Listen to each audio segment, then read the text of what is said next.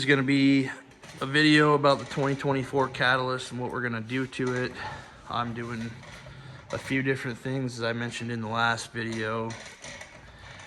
The skis I've replaced with Simmons Flexi skis just because I like the ride, the feel of them. They steer a little harder, but they're pretty planted and they go down the road well, and they hook a side hill really well compared to a stock ski. I feel like the stock skis are pretty washy, flop around a little bit, and they slide off the hill in, you know, springtime conditions. And I also did a Cheetah Factory Racing handlebar setup. This is the Boondocker 2.0 with a 3-inch riser on it. It's been the handlebar that I've been running since 2014, and I just love the bend on them. They're a little harder. These Catalysts, you have to extend the wires a little bit to get them to reach out to the handlebar ends, but it all worked out pretty well. But we're gonna start taking this thing apart. I got some stuff from BDX, SSI, titanium hardware kit and everything for the primary clutch. We've got a lightened secondary spider with the rollers on it for the secondary clutch, a lightweight recoil cup for the other side, and a lightweight brake disc. So just kind of dropping a little weight off of this thing. I also got a billet primary cover for it, so hopefully a little durable. I had a lot of problems with the old cat clutches, and I'm sure a lot of people know, but they like to blow apart every once in a while, so I'm gonna try and make this one a little bit more durable. I don't know that these adapt clutches do the same thing, but we're gonna try and make sure that doesn't happen, because that's a bad day. First thing we're gonna do is turn the seat, which is just a quarter turn back here. The seat comes off. You get the quarter turn out of it. The seat comes right off. Pretty nice. Cat did a pretty good job with that. If you ever need to take the seat off or anything, it's pretty easy, like a ski. The battery, it's just these T30s here on both sides, and this whole battery box shifts back, and you can get the battery right out. And then you gotta take the bolts out. I will, just for this. And that shifts backwards enough to get this battery right out of there. This electric start model came with a Iwasa regular lead four-wheeler style battery, so taking off quite a bit of weight, and I'll figure that out after the fact, and I'll let you guys know everything that I take off for weight on this thing.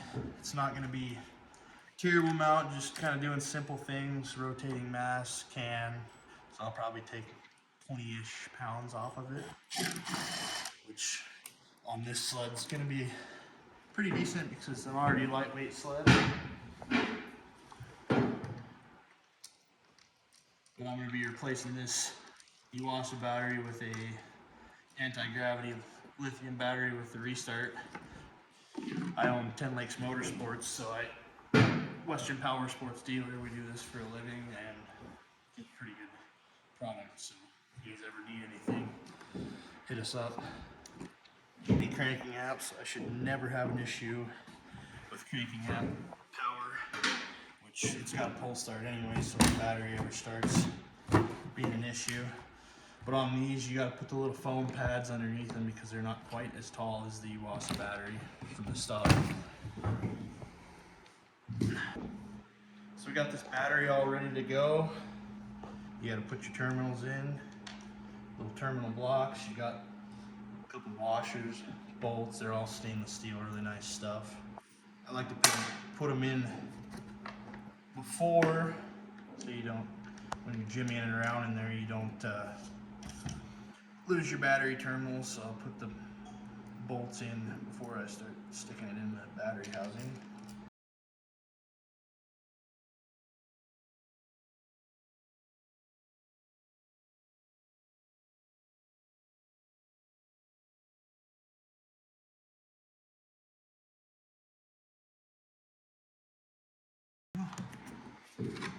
It's all snugged on there.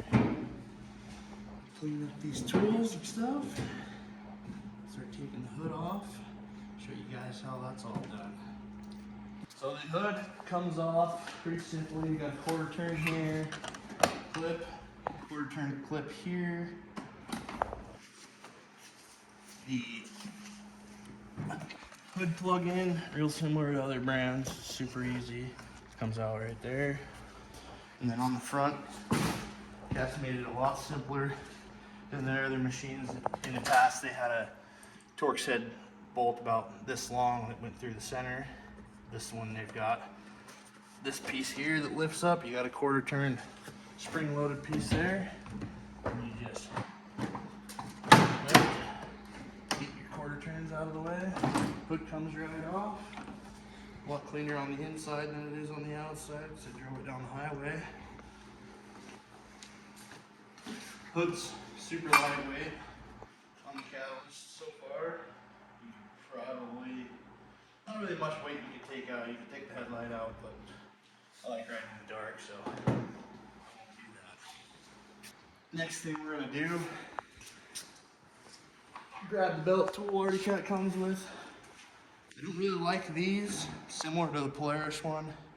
If they made them out of a little better material, stainless or something like that, so they don't corrode. But if you got these in your backpack, don't dry them out, they will corrode on the threads and it screws up the threads going into the clutch. So putting a little anti-seize or some WD-40 on these tools every once in a while is not a bad idea.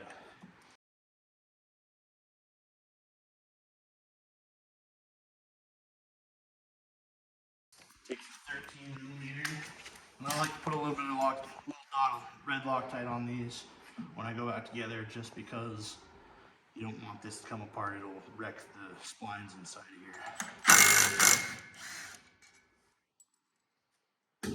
Looks brand new, as it is.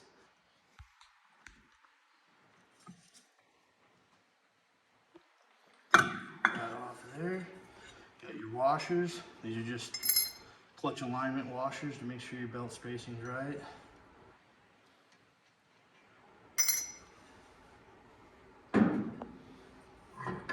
Rear clutch comes off the same way. It's exactly the same as Cats of the past from 2016 on. They all use the team style Boss kind of secondary clutch. They don't call it a Boss anymore, but same thing. Primary clutch, you got your T60 clutch molding tool of some sort. This is one I use for just about everything. You just kind of gotta use it where it fits.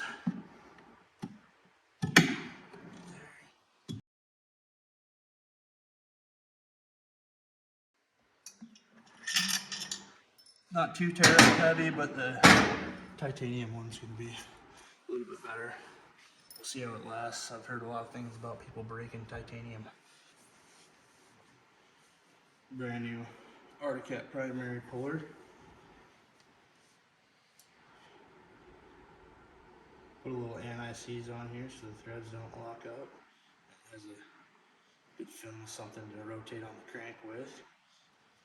This shouldn't be terrible stuck on there, but they do stick on. You gotta tap on the end of them with a hammer.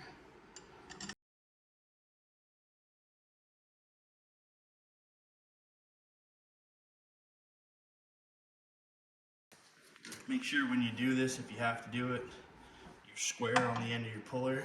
And it'll pop right off most of the time. You can use hydraulic pullers too. Those work way better than these. Yeah.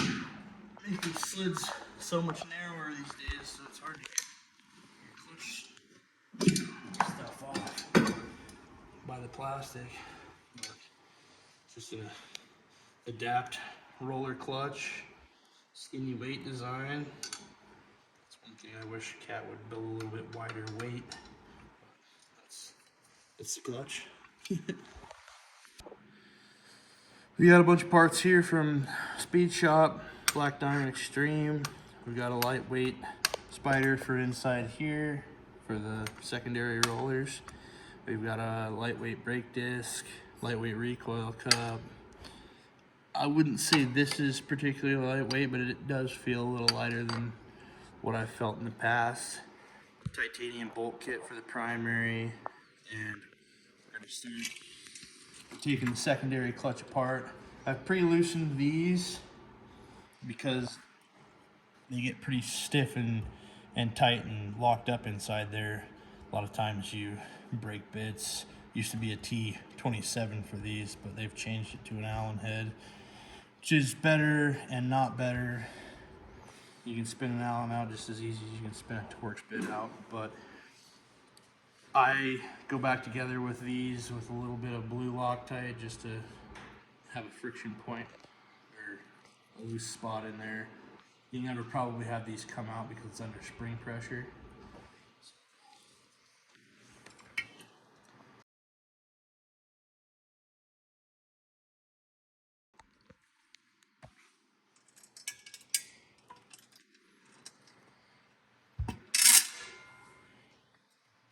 Here's your helix and your spring. Underneath your helix, so lighter weight helix would probably not be a bad idea either because it's pretty beefy. We've got this, which is really heavy compared to the one we're about to put in, so that's cool. Your spring has a little tooth on it, it's notched into the secondary clutch. This piece here from Speed Shop has a little washer made out of Delrin or something smooth. This goes in here just like that. Stick your secondary helix in the tracks, press it back down. It's pretty simple on the secondary.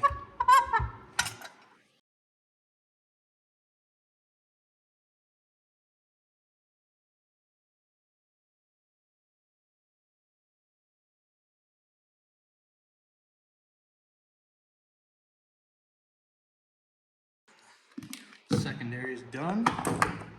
Lightweight rotating assembly in there. And we got the primary clutch, which all we're doing here, placing the cover, placing all the bolts, hardware with titanium from Speed Shop. They have or had a kit that had roller pins out of titanium. They, for whatever reason, don't want to sell that right now, so I won't be putting those in there. I don't know if they're not holding up or what's going on with that, but press that spring a little bit, and you have either 10s or 3/8 on here. 3/8. They are not 3/8, they are bigger. They might be a 10.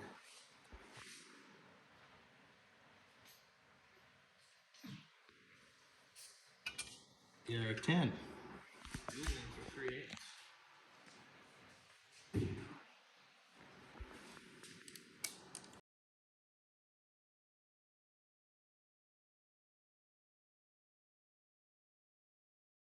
Normally there's a mark on here which side needs to go to what, but since we're putting a different cover on, so they balance these things as a whole. Since we're putting a cover on, it doesn't have a balancing mark anywhere. A person could either send their clutch in with the new stuff on it and have it balanced, or just run it. Take a chance of having unbalanced clutching. If you don't, I personally am not going to. The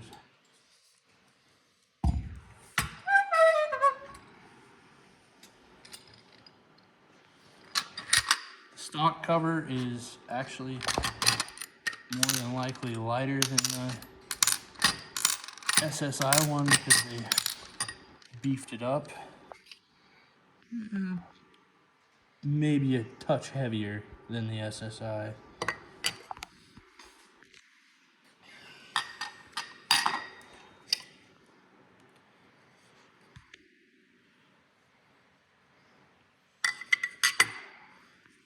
I think they should have a sort of a rider in here so that the spring doesn't eat up the clutch. It didn't come with one.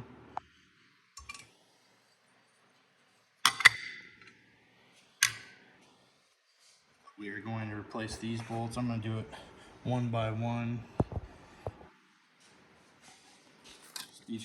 Speed Shop's got a little torque spec sheet that came with all this stuff. So yeah, it's 5 mil. I imagine they're going to be pretty stuck in there with Loctite. We'll see how it goes. Yeah. We got all the spider bolts loose. They weren't super easy, required a little heat. They have a ton of red Loctite on them. So one by one we'll start replacing these. We're gonna do the most screwed up one first.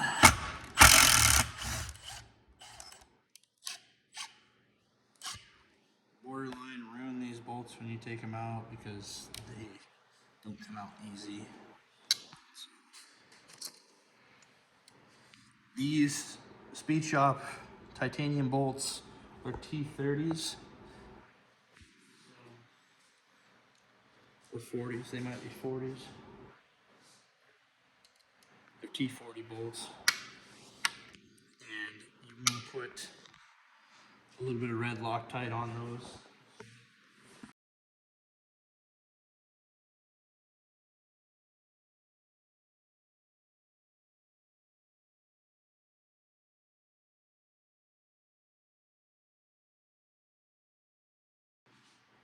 They call for 22 foot-pounds in a crisscross pattern like lug nuts on a car.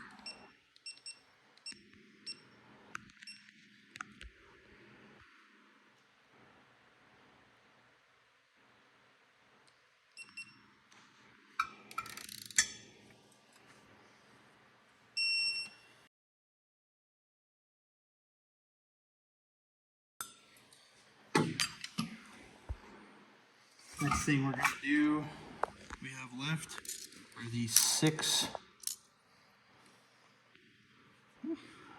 really light bolts, which these are T20s or T25s. You have an Allen here on the roller bolt, and then you have a Torx head, which is a T27 or a T30 down here at bottom, T30. So we'll start with the Allen head ones real quick.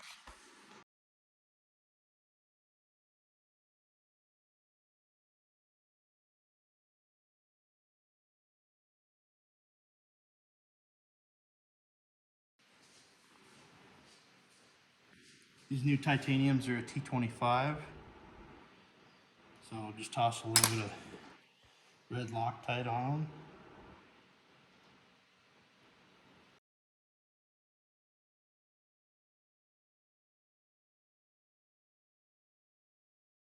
These here will be torqued to 72 inch-pounds, which is pretty light, so go sparingly on your torque. I'm gonna break out a 1/4 inch torque wrench for that.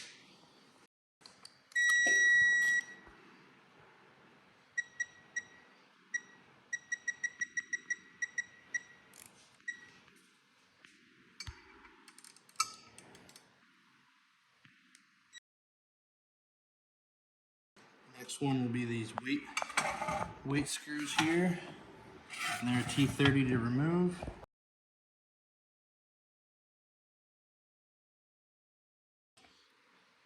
These do have lock washers on them that don't come off on the stock bolts. You won't be using lock washers on the titanium bolts. A little bit of Loctite.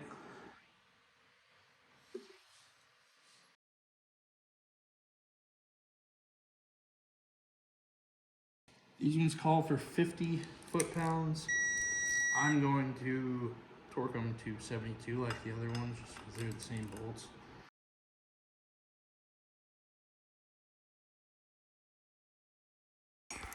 Replace your green washer that comes stock. I don't know why I even took it off. And you have your spring. Goes down in here. SSI cover.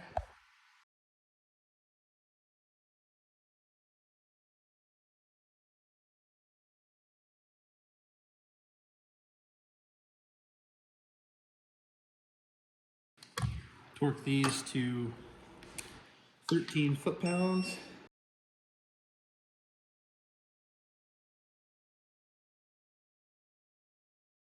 I would, if I wasn't running the electric start. I do like the electric start, so I'm gonna keep it, but I would remove the ring gear or stock dampening gear off the back of the primary as well.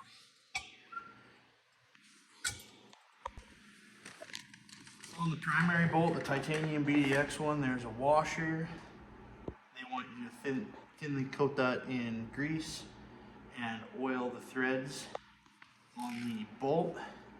And then same stock torque, you torque to 60 foot-pounds on both the primary and the secondary bolt. The bolt on the secondary, you want to use red Loctite.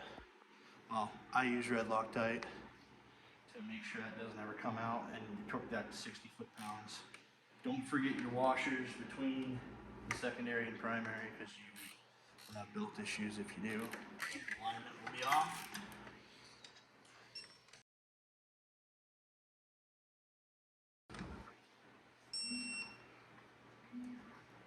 She's all good. You want to retorque that after you run it. For the brake disc removal, you have torque set screws here holding this brake cover on.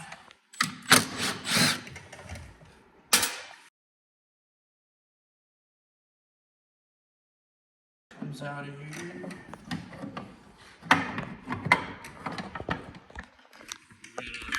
Vent tube that clips into this spot right here.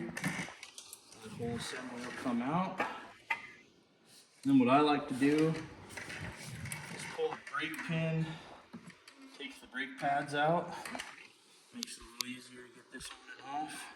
You may have to take the tens out of the back to get everything out.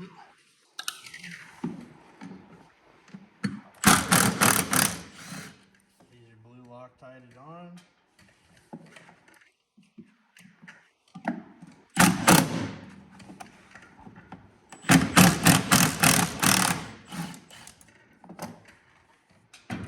You got a cover for this, which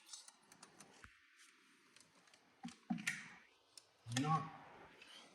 Just kind of pops out of the way. This is new for the catalyst. I've not seen this before on the older chassis. A brake pin that kind of springs up. Pull that cover out of there.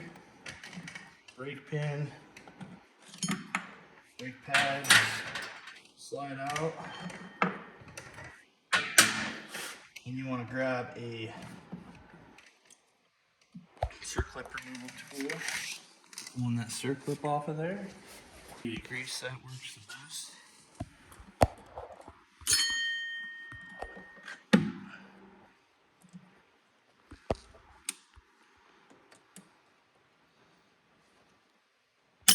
Pop right off, make sure you don't lose it.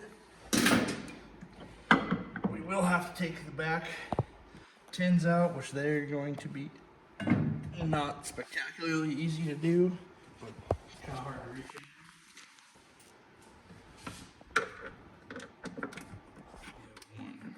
3 of them.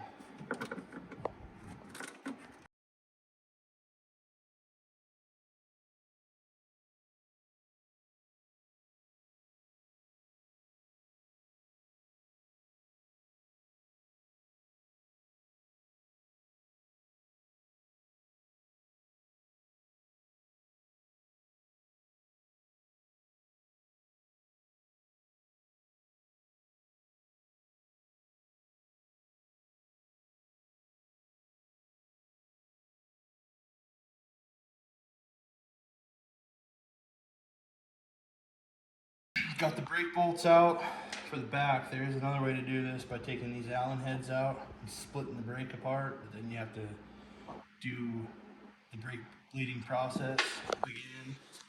You don't want to do that. I don't want to do that, so I feel like this is easier. When you work it off there, this is going to be easier than an older model, so similar setup. easier. And also we have a brake guard on the bottom. Put it down and come off. Brake disc comes out. This one's substantially lighter weight than the stock one. Go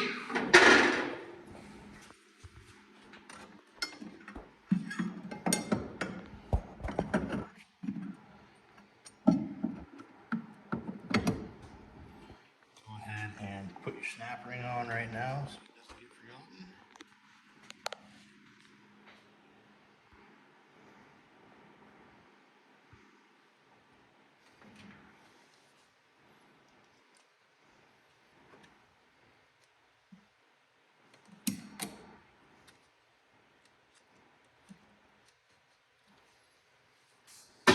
And you can re-lock tight your bolts, reinstall.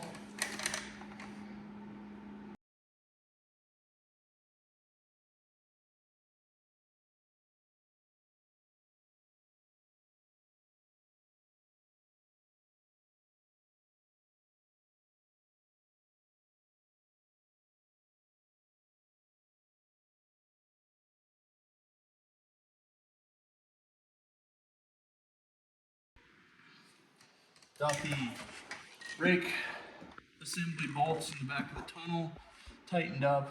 They're not super accessible, so it makes it kind of a pain. Put the brake disc on there, circlip, everything's good that way. Next, you want to feed your brake discs in.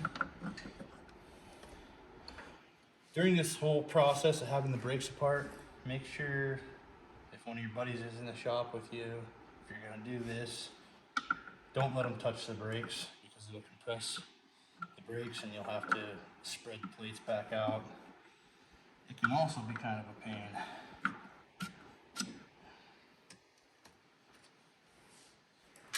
I have Nick here and he would never do that.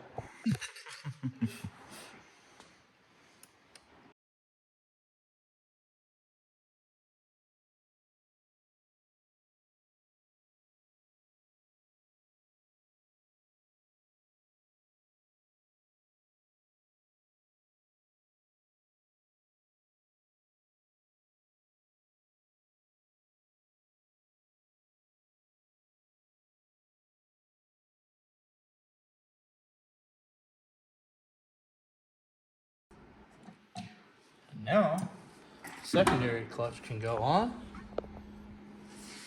Dry it on just like that. Don't forget your 2 washers. In my case, the thinner washer doesn't matter, but the thinner washer goes towards the outer sheave.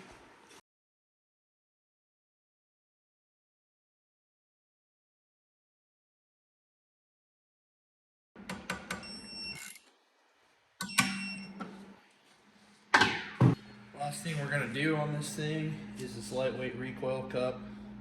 Just complete the package. I don't use the starter, so technically if a guy was super worried about weight savings, I would take and dismantle the whole works of the recoil starter, or take the electric start off and pull it like a man, but I want to use the electric start. I got spoiled with the shot start on my Skidoo, so I'm gonna keep using that, but I'm gonna toss this on there. So the first thing you're gonna do is you got these clips here for the exhaust. They have these plates here that are conveniently got the cable run through them so you can't lose them. Pull those off, and it's keyed. Now it's not keyed, but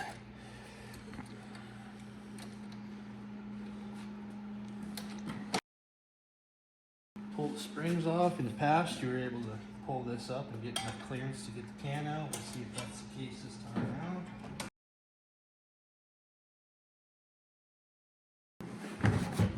Pull it right out the side. have your recoil assembly. So this one is brand new, and I've not started it by hand maybe 3 times. This piece here, this little plastic runner in here is broken. I'm not gonna worry about it right now because I don't pull the pull rope at all. So, but you have 5 or 6 bolts. 6 bolts holding this assembly on. They're all T30s. You got a ground strap here that bolts to this one.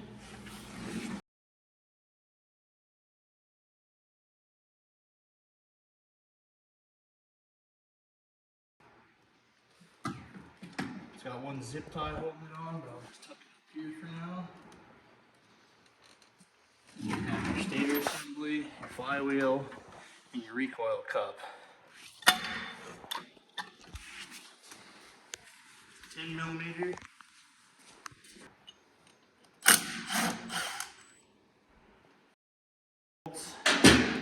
And your starter cup will come off. That just falls off. And the difference between that and this, pretty substantial. This one's pretty paperweight. I don't know the longevity of this, but like I said, I'm not probably using the pull starter much at all.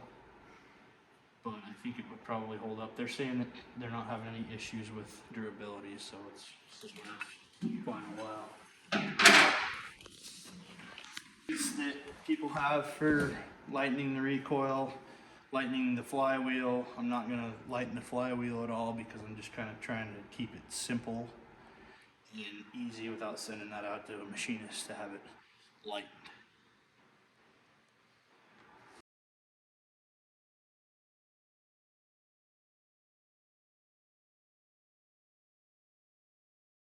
You want to torque these bolts to 87 inch-pound. That's what I usually always do. This size of bolt. And you can stick your recoil assembly back on.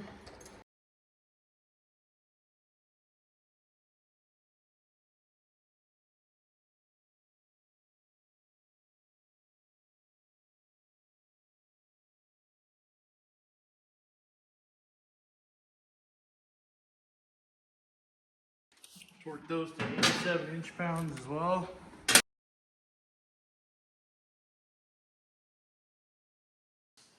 Put your suitcase back in.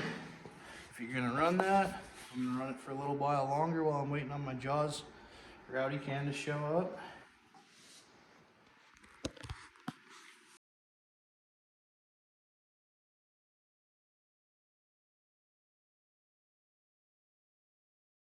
So that's pretty much it on this thing.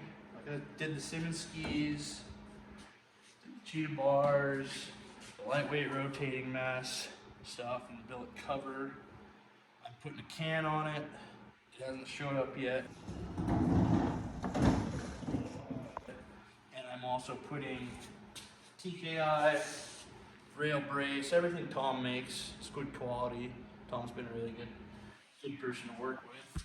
So I'm gonna do the brace, the rear arm, because these like to crack in here on past alphas.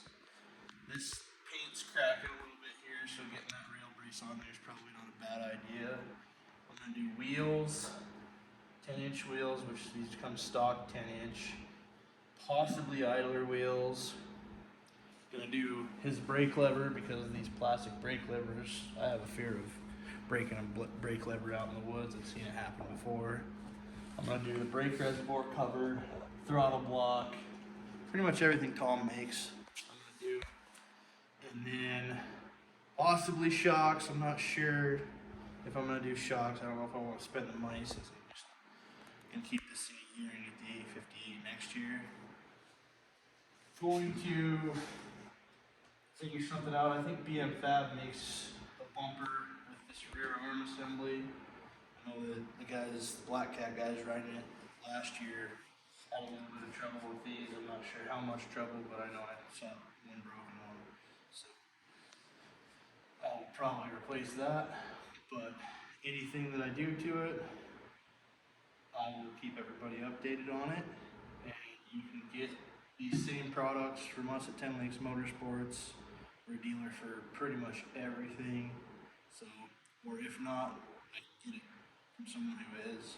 So, if you want to support us and support the channel, like, follow, subscribe, and we will make some good riding videos, day-to-day work stuff, and see how it goes.